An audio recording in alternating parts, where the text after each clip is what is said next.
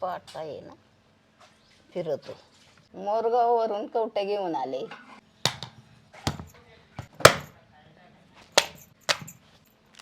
कवट चांगलं पिकलंय, एकच नंबर दिसतंय. हे पण चांगलं आहे, पिकलंय. आता हे आपण काढून घेऊ.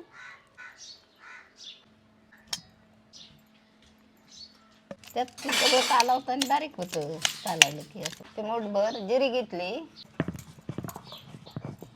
आता हे आपण जिरं टाकूया. चिमटभर मीठ घेतलंय. हा माझा घरगुती मसाला गूळ घेतलाय. हे आता झालं तयार, आपण आता खाऊ शकतो. कवटाची चटणी एकदम चाखास.